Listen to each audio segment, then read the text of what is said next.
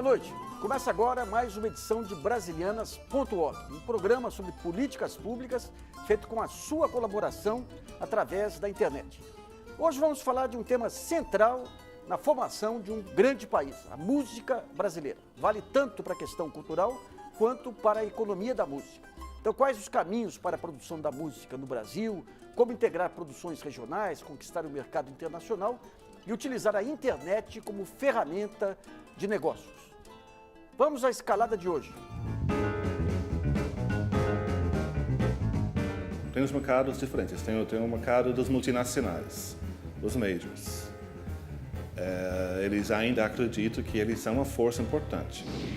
A gravadora colocou a gente na gaveta durante 3 anos. A gente não pôde gravar nada, não pudemos divulgar nada no site. Pessoas classificam algumas músicas como submúsica, colocam outras músicas num patamar acima e acham que isso não, de jeito nenhum, pode se relacionar com isso. 105 milhões de views de um vídeo no YouTube. Acharam que tinha fraude. Não tinha. Mais de 100 milhões de views. Tocaram num anúncio da Apple no intervalo do Super Bowl. É o segundo mais caro do planeta.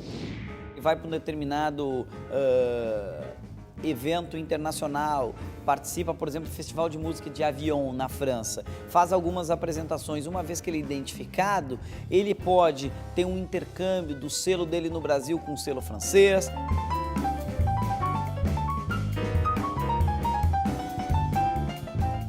Bom, para o debate, recebemos aqui nos estúdios o Cacá Machado, que é diretor do Centro de Música da Funarte, ligado ao Ministério da Cultura. O Maurício Bussabi, que é diretor da Trator e distribuidora independente de música. O Eduardo Raggio, que é diretor da Associação Brasileira de Produtores de Disco. E temos ainda a presença de convidados na plateia que estão diretamente ligados ao tema música. O Marcelo Machado, que é integrante da banda Mombojó. O Maurício Pereira, que é produtor e músico e ex-integrante dos Mulheres Negras, fez o primeiro show brasileiro transmitido ao vivo pela internet em 1998. O Diogo Soares, que é vocalista da banda crianda Los Porongas, e o Pablo Capilé, que é coordenador do Fora de Eixo e vice-presidente da Associação Brasileira de Festivais Independentes. E contamos também com a colaboração de internautas que acessam o nosso site www.brasilianasorg.com.br. Você também pode participar fazendo comentários, sugerindo temas e enviando as suas perguntas e colocações. Com a revolução digital e o barateamento de equipamentos, os produtores independentes ganham espaço e reinventam o modelo de negócio na produção e distribuição da música. Isso amplia as possibilidades de competição no mercado e fortalece a relação do artista com o público. Confira na matéria. Não quero ser MP3, iPods, MySpace, iTunes, YouTube. Nomes variados, funções parecidas, baixar e ouvir músicas. E um indício claro, a indústria fonográfica não é mais a mesma. Não que o mercado convencional das grandes gravadoras tenha deixado de existir, mas perdeu espaço. Tem os mercados diferentes. Tem o mercado dos multinacionais, dos majors. Eles ainda acreditam que eles são uma força importante. Eu acho que o ano passado eles lançaram 70 discos de música brasileira.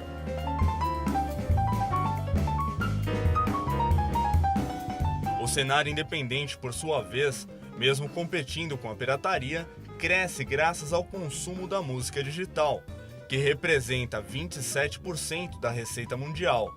Isso ocorre principalmente pelo barateamento de equipamentos e que muda o cenário. Hoje o artista produz e distribui sua música. Num laptop, você tem mais equipamento e mais possibilidades do que os Beatles jamais conheceram. Agora, também tem um outro lance aí daquela promessa inicial que eu falei, né? De achar que sucesso é isso, achar que fica esse lance também de que se você não atingir aquele modelo de sucesso, você não é bem sucedido. Ou quer dizer, então o João Gilberto não é bem sucedido, porque o João Gilberto nunca vendeu 50 milhões de discos. Brasil, samba que dá bamboleio, que faz gingar o Brasil do meu amor, terra de nosso Senhor Brasil. O músico Fernando Anitelli sabe bem o que significa nadar contra a maré. e ele começou a repensar sua forma de fazer e viver da música após uma experiência frustrada ao assinar contrato com uma gravadora. A gravadora colocou a gente na gaveta durante 3 anos, a gente não pôde gravar nada, não pudemos divulgar nada no site, a gente não tinha como fazer show e vender nada, estávamos atrelados a ela. A banda se desfez. Em 2003, após 3 anos de reflexão, ele funda o grupo musical Teatro Mágico, com uma proposta completamente alternativa. Todas as músicas podem ser baixadas via internet e o grupo ganha pelas apresentações e vende DVDs e CDs durante os shows.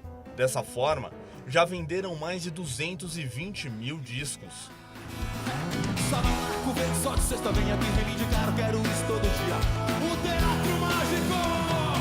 E a estrutura permanece sendo essa. Se organizar com grupos que estão fazendo a mesma coisa, buscar as redes sociais dentro da internet, buscar as prefeituras, escolas, centros culturais, faculdades que dão oportunidade para você mostrar um projeto autoral.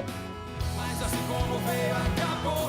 E quando eu penso em você, choro café e você chora leite. O dia do prato chegou, é quando eu encontro você. Nem me lembro que foi diferente. Mas assim como veio, acabou. E quando eu penso em você, choro café e você chora leite. Discussão bastante interessante, né? Porque, em geral, quando você tem mudanças de paradigmas, morre um paradigma, entra um outro paradigma, mas nós estamos num momento com a internet, com todas essas possibilidades, em que você tem espaço para todos os atores.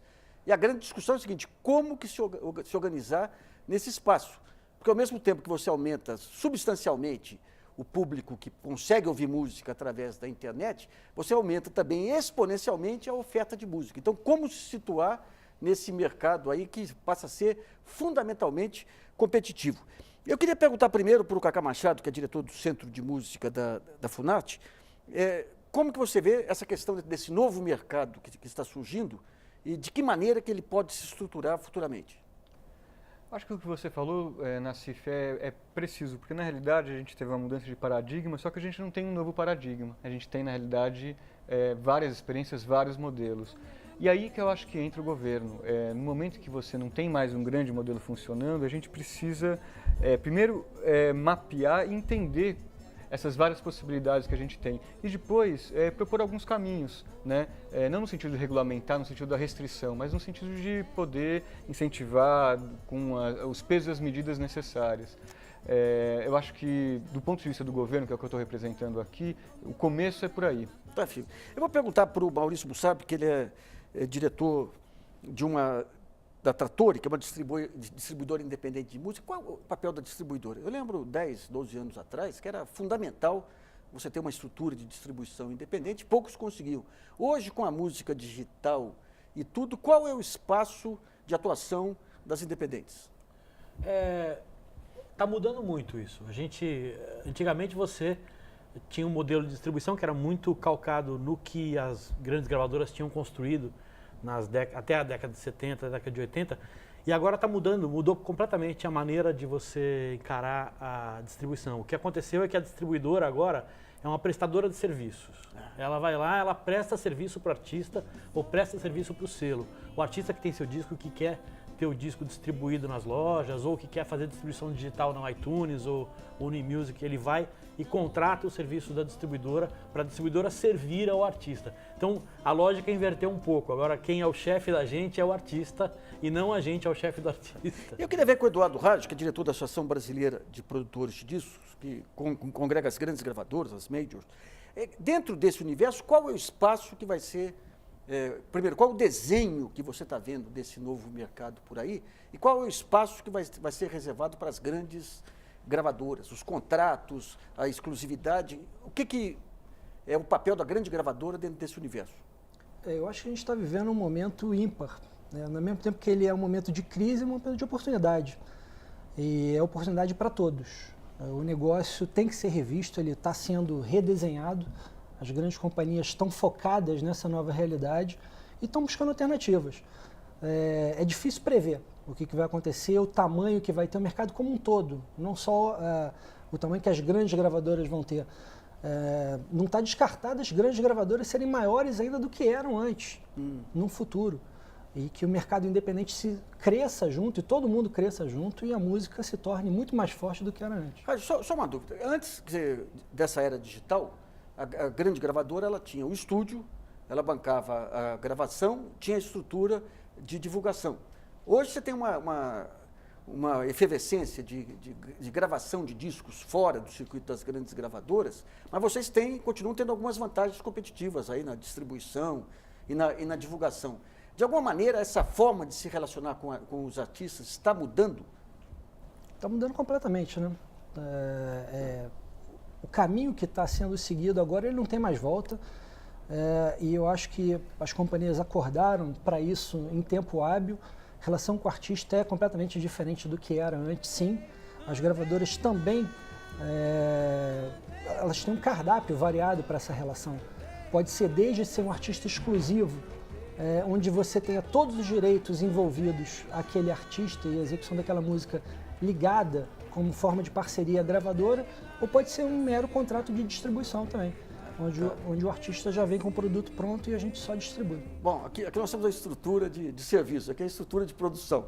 Eu vou perguntar para o Diogo Soares, que é vocalista da banda criana Los Porongas, como que, dentro desse modelo, você viu espaço para criar uma banda lá no Acre e ter tanta repercussão a ponto de ser chamado para São Paulo aí? Como que você se situa nesse universo?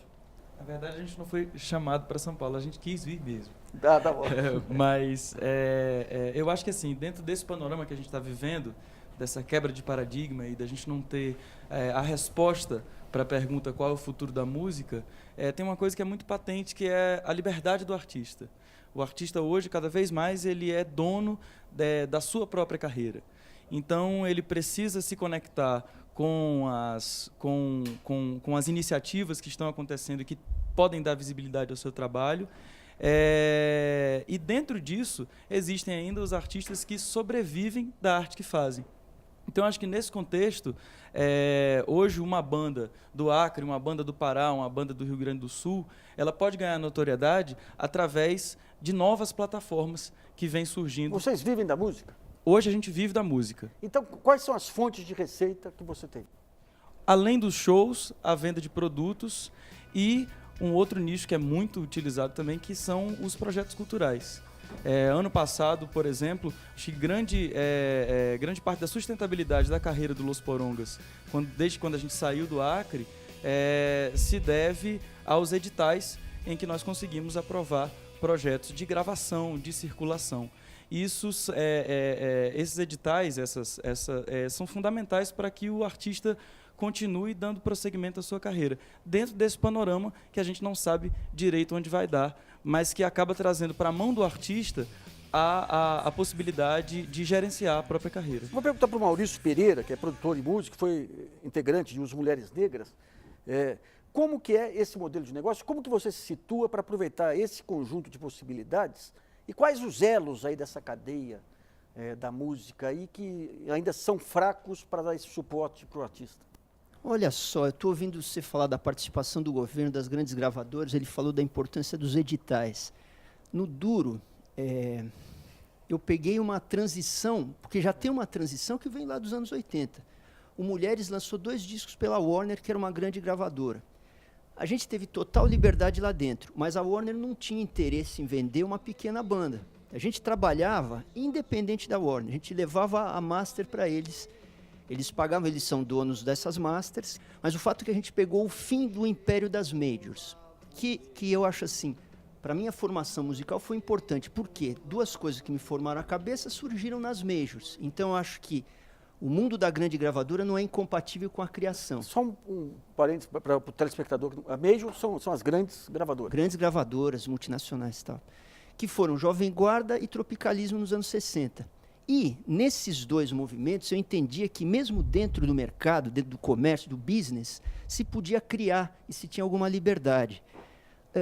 Eu acho que uma das coisas que acabou com esse império das grandes gravadoras não é nem só essa mudança tecnológica, internet, ou a necessidade que o artista tem de ser dono do seu trabalho. Eu acho que, no Brasil, em especial, o jabá, que a própria gravadora grande praticou, o jabá A gente precisa explicar o que é. Não, o jabá é aquele por fora para a rádio tocar música. Por fora para a rádio tocar sempre a mesma música. Isso diminuiu o leque de repertório dos ouvintes e, por consequência, diminuiu o leque de discos que os ouvintes podiam comprar. Então, o que a grande gravadora achou que era o filão para ela prensar muito e ganhar ali, eu acho que acabou, com o longo do tempo, sendo nocivo, que diminuiu muito. Porque a gente pode falar o que quiser, tem internet, tem tudo. Mas acho que o rádio ainda é o grande veículo de música. E hoje uma rádio que aceita jabá, ela está tocando 40 títulos por mês e não 1000, né? Então eu queria perguntar para o Marcelo Machado, que é integrante da banda Mombojó, dentro desse modelo aí que você tem as rádios com dificuldade para entrar em rádio. Quando você pega o jornalismo cultural, também está muito amarrado ainda ao que sai das mídias. Como que vocês conseguem difundir a sua música e como que vocês vivem da música? Nós vivemos da música, sim. Em relação às rádios, aconteceu uma coisa muito interessante. A gente está para lançar o nosso terceiro disco agora em maio, mas no fim do ano passado a gente resolveu lançar uma música que já estava pronta. E, de repente, assim, essa música começou a tocar em várias rádios aqui em São Paulo. Não quero ser o mais vendido, nem quero falar só com seu ouvido. Eu quero entrar no seu coração. As próprias rádios estão procurando o que é que a gente toca, sei lá, o que é que... Ou seja, pelo que você está falando, você teve uma primeira visibilidade na internet, mas teve que passar pela rádio para ter mais alcance. Não, assim, eu só estou questionando como é que a música chegou à rádio, sabe? Tá. Nenhum da gente chegou na rádio e disse, aqui é o nosso single, nossa primeira música.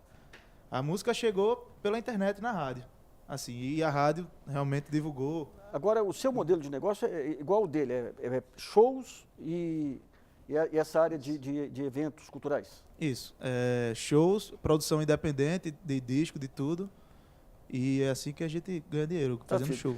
Bom, vamos à primeira pergunta de internauta de hoje. Eu gostaria de contribuir para essa discussão sobre a cadeia produtiva da música brasileira, trazendo a questão do crescimento da indústria musical independente. O que afinal, hoje em dia, em 2010, significa produção independente? O que é ser um produtor independente? O perfil da produção independente, por exemplo, nos festivais independentes, né, a gente costuma falar que esses festivais independentes são aqueles que conseguem trabalhar com muita autonomia. Autonomia na curadoria, autonomia na gestão, autonomia na circulação de bandas, autonomia na gestão dos recursos dos editais, etc.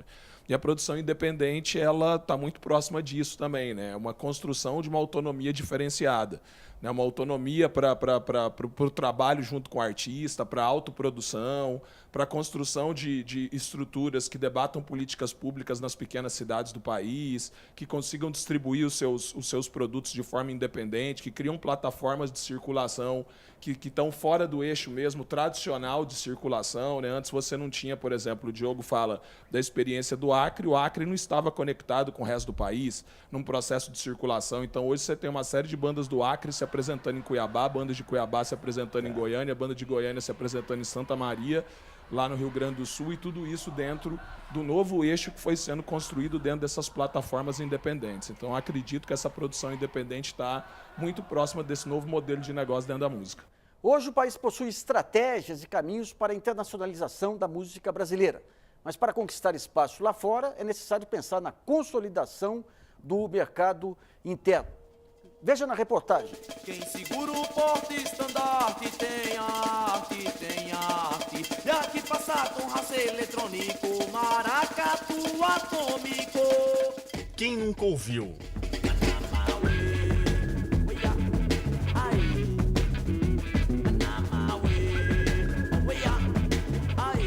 Chico Science é um exemplo de músico que ganhou os palcos internacionais pelos festivais e feiras de música.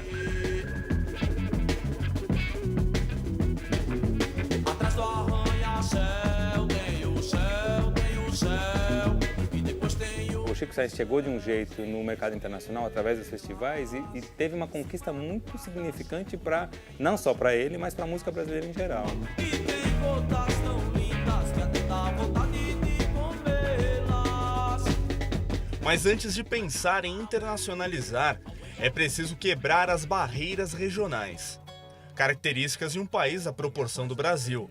O primeiro passo é fazer as músicas circularem, para romper principalmente o preconceito e expandir o mercado nacional. As pessoas classificam algumas músicas como submúsica, colocam outras músicas num patamar acima e acham que isso não, de jeito nenhum, pode se relacionar com isso.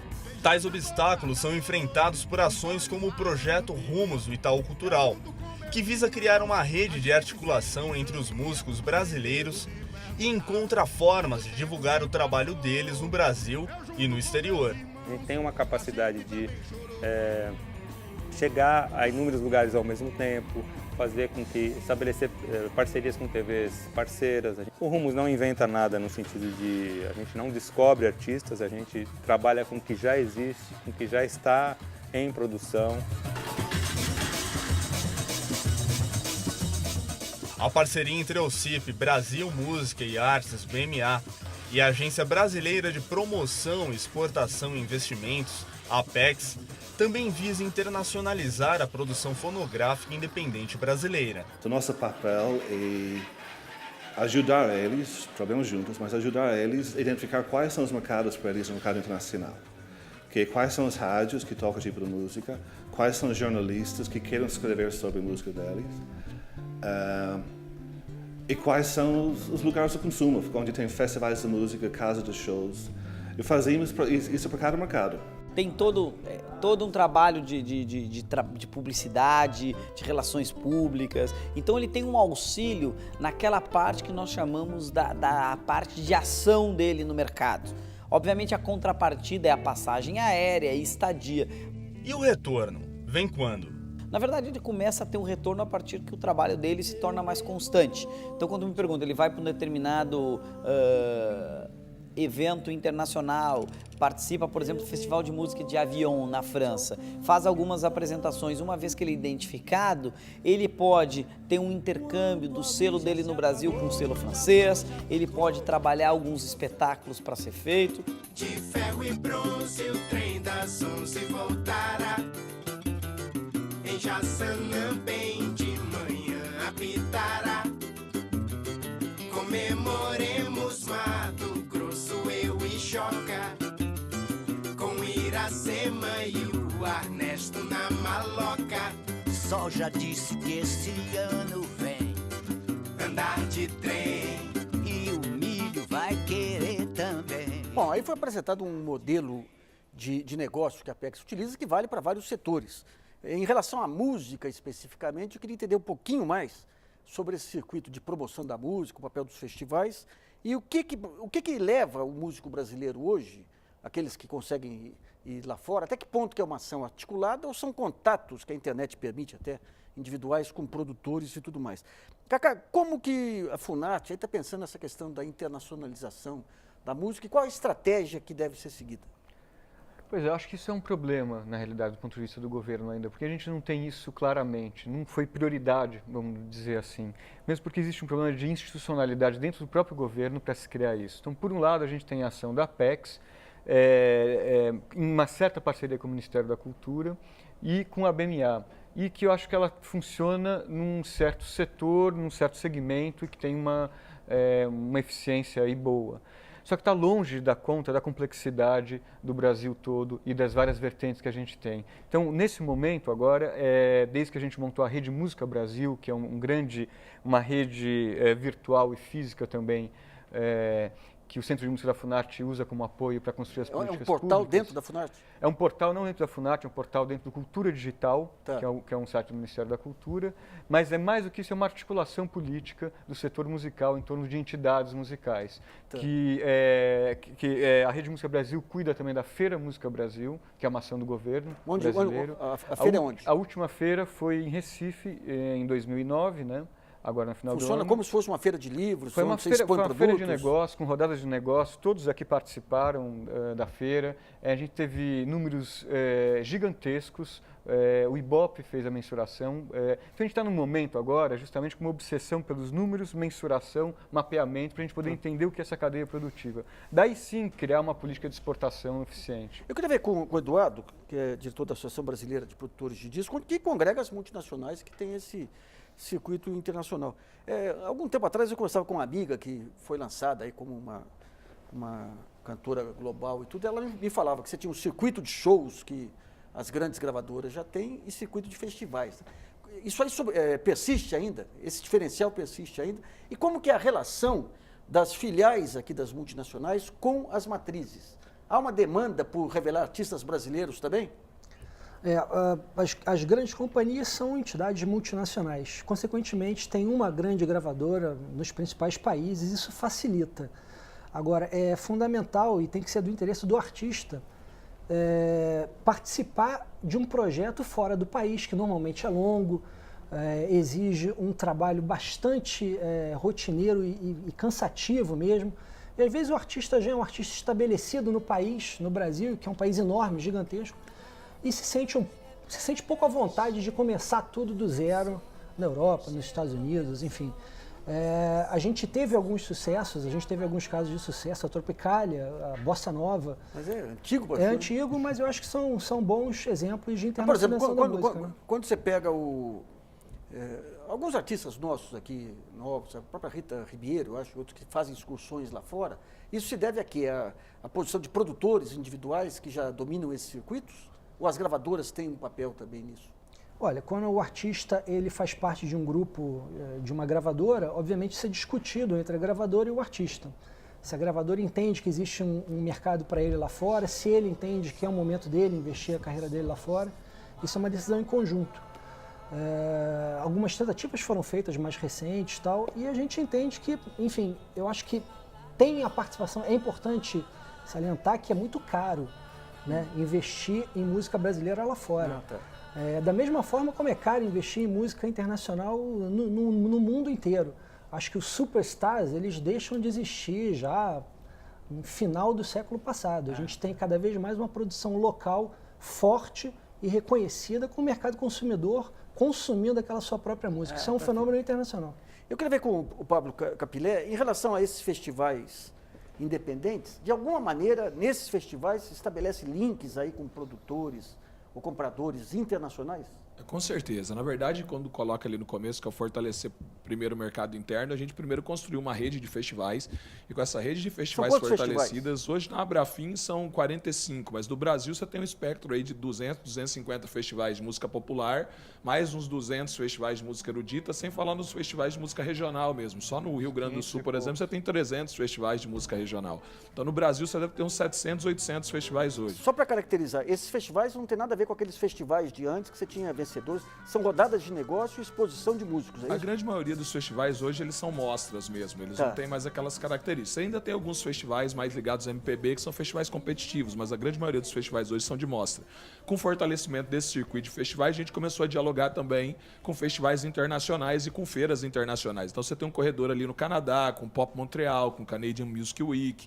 Na Espanha, na Europa também você tem vários festivais conectados a essa movimentação toda. Então, por exemplo, você tem bandas hoje que marcam um show num festival como o Primavera Sounds e fazem uma turnê de 35, 40 shows na Europa em 40 dias. Bandas de hardcore também que tocam 60 shows em 60 dias na Europa, que também fogem um pouco do que é o modelo tradicional de exportação, mas estão ali com um circuito muito forte, principalmente na Europa, que você tem várias cidades umas próximas das outras, que você consegue fazer com que uma banda circule fortemente. A gente está trabalhando com isso. Quem são esses agentes aí que já dominam esse circuito de casas de show e de divulgação? São brasileiros que foram para lá? São novos atores? São produtores tradicionais? Quem são? Eu acho que todos ao mesmo tempo, né? Você tem aquelas bandas que são bandas da Espanha que vêm tocar em alguns festivais no Brasil e eles começam a trabalhar esses contatos para levar as bandas para lá. Mas você tem os agentes também europeus e americanos que já desenvolvem alguns trabalhos. Tem algumas pessoas aqui no Brasil que têm vans nos Estados Unidos e eles fazem turnês com as vans que ele tem ali, que a banda brasileira chega em determinada cidade e roda todo os Estados Unidos com aquela van. Então, assim, as bandas mesmo com essa pegada de autoprodução, elas têm começado cada vez mais a fazer esse trabalho, né, de ser esse agente. Ele vai pro festival, estabelece uma série de contatos, traz esses contatos para cá e começa a fazer com que as bandas circulem. E daí eu vou pro Bussab. Em relação a essa oferta, você tem uma super oferta. Ou seja, quando começou a aumentar o mercado com a internet, todo mundo falava, a internet agora eu coloco lá, eu consigo o mundo como público, mas você consegue o mundo como produtor também. Como que você faz para poder diferenciar o artista? O artista, o que ele faz para conseguir ter o tchan que o diferencie da média? Olha, acho que tem aí uma qualidade imponderável, que é o talento do artista, o gosto que as pessoas têm dele.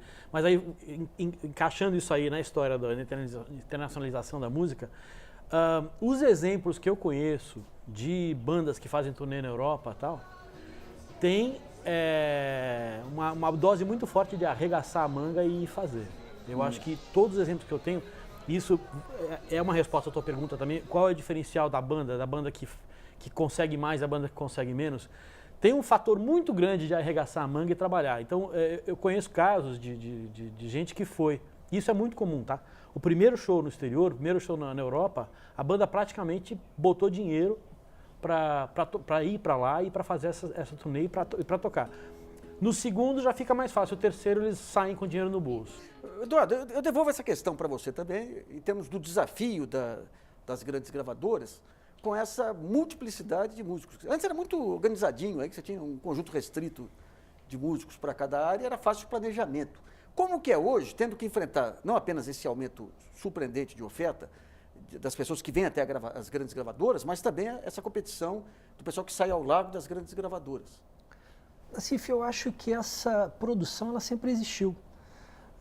Só que antigamente cabia a gravadora como principal e talvez até o único agente produtor de música e que colocava a música à disposição do público filtrar.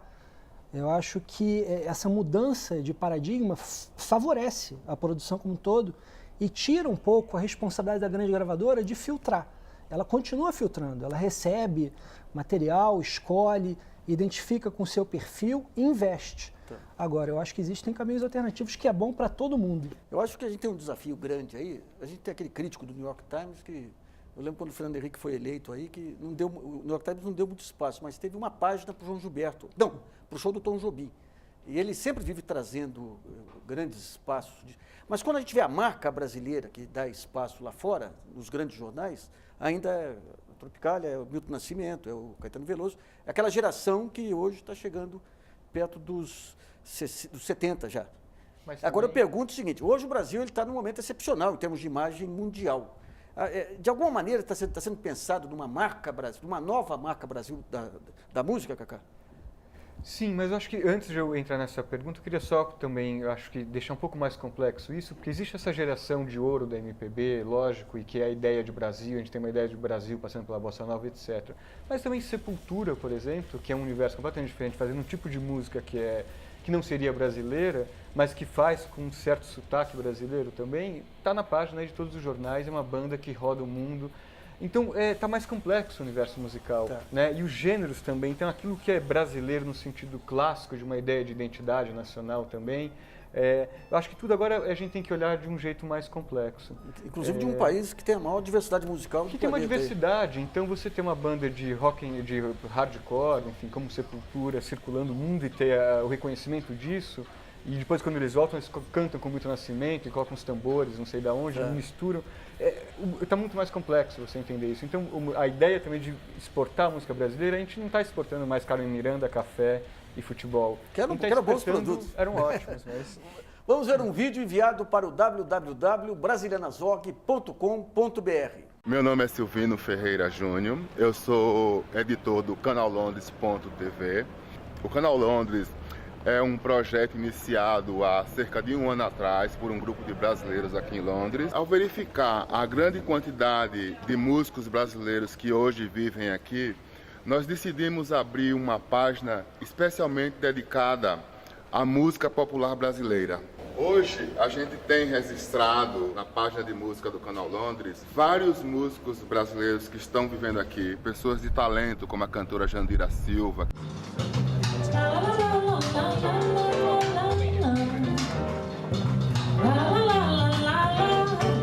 nós temos a Rebeca Vale.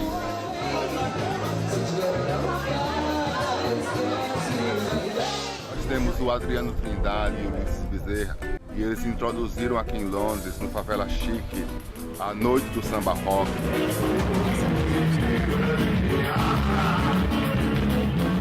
Então nossa ideia é essa, representar o samba rock aqui em Londres, como a gente está sendo na realidade expoente, né? Somos os primeiros a fazer essa noite na Europa, né? Uma noite tipicamente só de samba rock.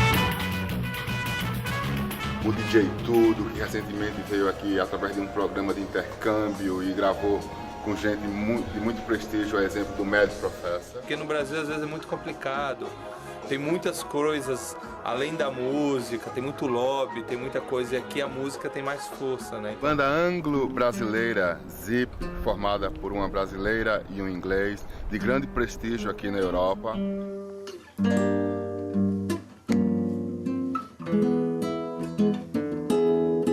Isso tá me deixando louca, não consigo mais dormir. A minha intenção aqui é deixar essa porta para uma discussão, como é que a internet pode ampliar a presença da música brasileira fora do Brasil. A liberdade gerada pela internet permite que artistas divulguem seus trabalhos sem intermediários. E para muitos, essa exposição é a entrada para o mercado. Veja na reportagem. Um mundo multimídia. Celulares com Bluetooth para troca instantânea de informações. A internet com suas redes sociais e a possibilidade de postagem de conteúdo infinito. Esses novos meios e principalmente a internet, com espaços como o MySpace e mesmo o YouTube, são ferramentas de negócio, onde os músicos podem ganhar pela exposição do seu trabalho. Cada artista tem sua opção. Para falar, eu quero sim deixar tudo grátis, ou não, eu quero sim aprender como é que posso cobrar. Se você é um artista só independente, você não tem como cobrar, muito difícil. Mas se você trabalhar, sabe, monta um curso, aprende como Sebrae, monta uma cooperativa de música, monta uma empresa, monta uma gravadora, monta uma distribuidora digital, ou o que eles chamam de agregador digital, para representar todos os artistas independentes. Só pela associação que o artista consegue se organizar para fazer seu trabalho ter valor também no universo digital. Como exemplo, temos Merlin Network, um grupo que atua no mundo todo e defende de forma legal os direitos de gravadoras independentes. Você não precisa pagar nada para se associar com Merlin, você precisa simplesmente fornecer sua metadata. A informação que você tem, nome da faixa, nome do compositor, ISRC, toda a informação básica sobre a faixa, e indicar quais são os sites que têm sua música. E Merlin vai negociar o seu nome com esse site. Estão negociando com o YouTube. Outra ação anterior ao MySpace e genuinamente brasileira é o Trama Virtual, que hospeda mais de 190 mil bandas diferentes. E foi responsável pelo lançamento do Cansei de Ser Sexy. 105 milhões de views de um vídeo no YouTube. Acharam que tinha fraude. Não tinha. Mais de 100 milhões de views. Tocaram no anúncio da Apple no intervalo do Super Bowl. É o segundo mais caro do planeta. 6 meses antes fizeram a mesma coisa com a Microsoft. Ou seja, elas trabalharam para a Microsoft e para a Apple. Tiveram mais de 300 shows em 14 meses no mundo inteiro.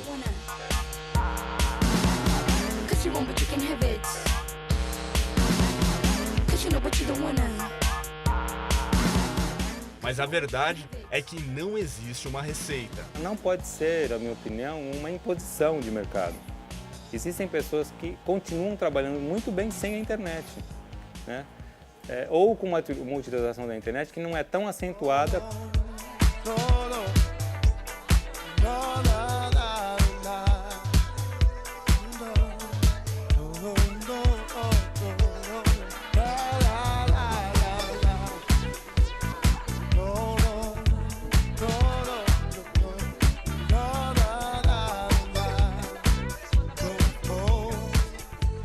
Bom, toda a discussão aí, essa questão de alternativas e tudo, o mundo atual, a maior riqueza é essa diversidade de possibilidades e tudo mais. Eu quero pegar 3 depoimentos aqui de artistas aí que se lançaram pela internet para saber como que foi o caminho e como que foram os resultados e como que foi a sequência. Primeiro o Maurício Pereira, que é o pioneiro aí com os Mulheres Negras. Como é que foi essa estreia?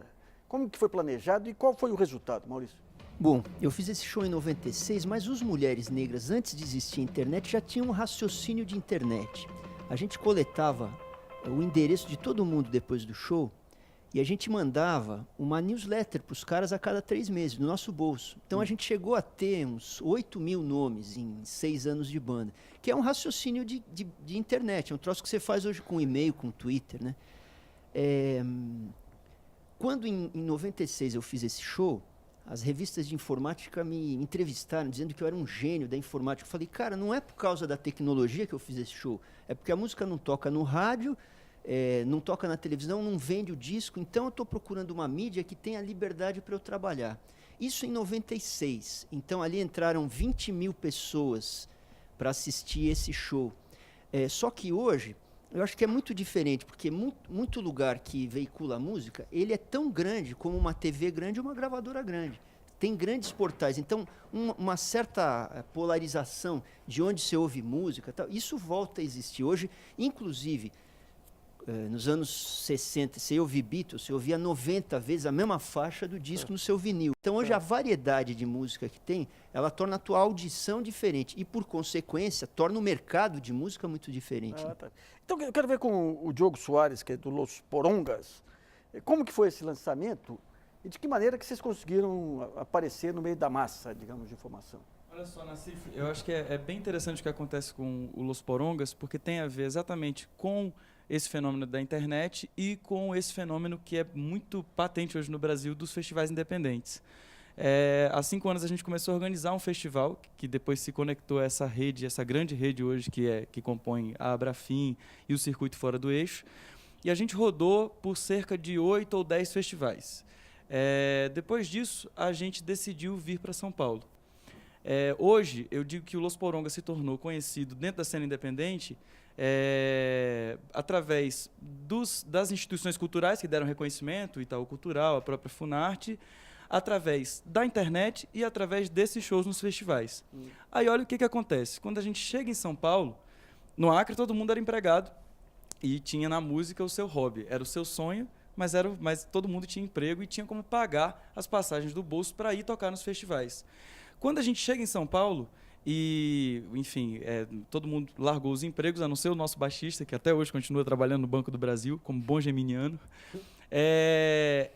A gente chega em São Paulo e deixa de tocar no circuito de festivais, exatamente por não conseguir pagar as passagens para tocar nesses festivais, e encontra com uma série de outros artistas que se tornaram grandes nos seus estados de origem, como a Volverde Recife, o Jardim das Horas do Ceará, o Sonso do Ceará, o Madame Satã de Belém do Pará, que vieram para São Paulo na busca de dar um caminho para suas carreiras.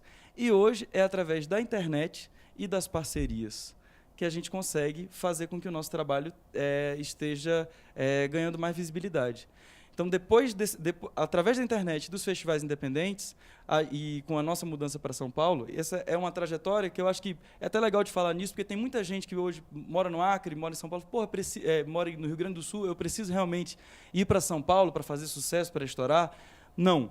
Acontece que cada artista tem o seu próprio tempo. Tá. E hoje, chegando aqui em São Paulo, a gente está nesse momento de se conectar com outras pessoas que têm o mesmo intuito, o mesmo objetivo. Marcelo, como é que foi no seu caso? Você escolheu algum local, algum blog, alguma rede social específica para lançar o Mombojó? Não, quando a gente lançou o primeiro disco e se lançou para o mercado, a nossa ideia era bem parecida com a do Maurício. Era tipo, a gente é uma banda nova de Recife.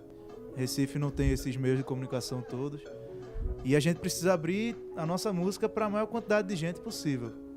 E aí a internet, assim, foi uma coisa muito natural, que ganhou muita notoriedade depois pela mídia. Qual internet? Qual o caminho da internet? Não, no nosso site, num blog qualquer, um link para baixar a música em qualquer lugar que dê para hospedar a música. Não teve um planejamento para falar, tem que ser esses portais ou esses blogs que tem esse perfil? Não teve, porque em 2001 a gente era muito novo, assim.